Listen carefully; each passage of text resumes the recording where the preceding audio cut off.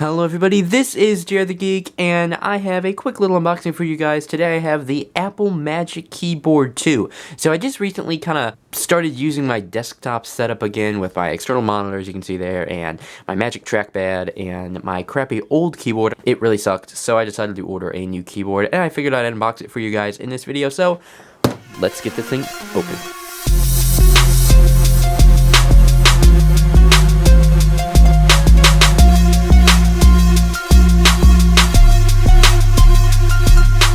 Okay, so let's go ahead and open this box. So this is the Magic Keyboard here. Now I actually bought this off of eBay, and it was just open box for over half the price of what you would pay if you got it officially from Apple. So I was pretty happy about that.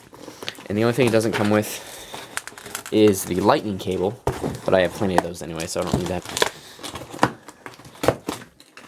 So there we go, we got this thing ripped open. Let's go ahead and pull it out, see what we got. And here we go.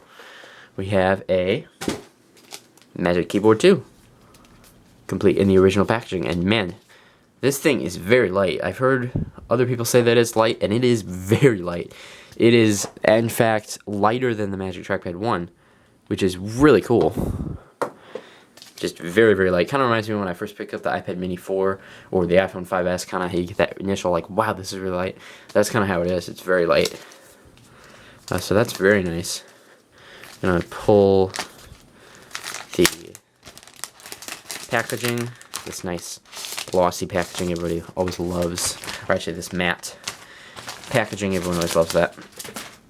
And we'll take a look at the keyboard here. So it's very thin, of course, as always. Apple products have a tendency to be thin, of course. This is a very nice taper design, sort of like the MacBook Air. We got the lightning port on the back there, and a switch to turn it on, as well as the Bluetooth antenna window. And we got this nice large row of function keys. We got our escape button is nice and big, and we got our function keys there. So very nice, feels very high quality, of course, as always from Apple products. So let me go ahead and take a look at how it looks on the desk next to the Magic Trackpad 1. Of course, it does look a little bit out of place with the Magic Trackpad 1, but it's not all that bad. The Magic Trackpad 2 is really expensive, and I really have no desire to spend $100 on a new trackpad when this one works just fine. So, you know, looks pretty decent. And of course, next to my MacBook Pro on the desk, along with my nice Asus monitor and blue snowball, I'd say it's a pretty nice setup. Let me know what you guys think of it in the comments below. So again, since this was purchased from eBay, it actually didn't include the original box. Normally you'd get some documentation and a lightning cable for charging, but I already have a ton of lightning cables already available. So I'm going to go ahead and use this lightning cable here. I'm going to plug it into the USB port of my MacBook Pro. And you can also do this by going into your system preferences and going to the keyboard settings and pairing a new keyboard via Bluetooth. But what I'm going to do is I'm just going to turn it on and plug it in, and I should get a message that says it's wirelessly paired. And you can see there we get a nice message there. Let me zoom in on it,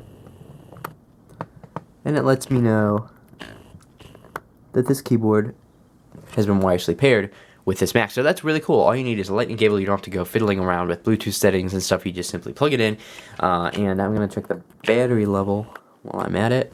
Let's go ahead and check the battery level. See, this is the keyboard, and it's already at 85%. So I don't need this cable, so I'm going to unplug it and use it to its full wireless capabilities. And we're going to test out how it feels.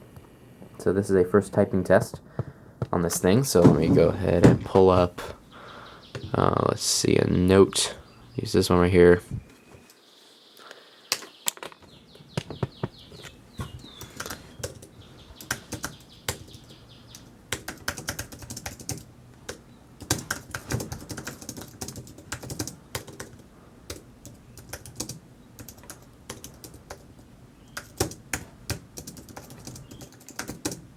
So yeah, this is a very nice experience. I can tell they have a decent amount of travel. It's very nice. You can see there. Have a nice amount of travel there. It's not like the Retina MacBook, and a lot of people have complained that it has very little travel, and I've noticed that myself from when I've used it, but this has plenty of travel, and it looks very slick.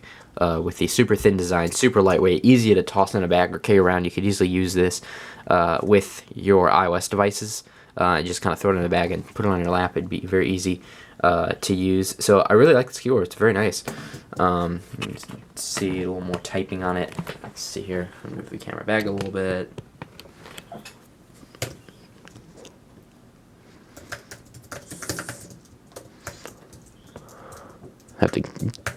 We'll take a little time to get used to it, obviously. But so far, I'm really liking the typing experience.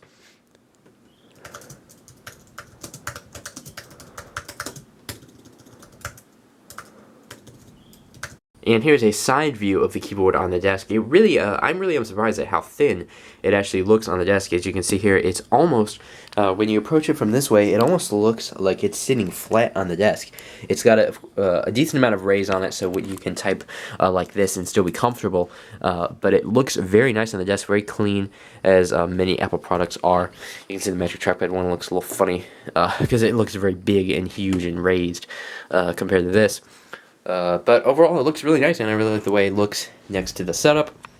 And overall, I think it makes my setup look really good, and now I have a great, reliable keyboard to use whenever I plug in to my external monitor, which I do often for editing and stuff like this. Stay tuned for more geeky coverage, including a look at iOS 10, which I do have running on both my iPhone and iPad, and I will show you guys that in the coming days. So stay tuned for that. Subscribe if you have not already. God bless, have a great day, and bye for now.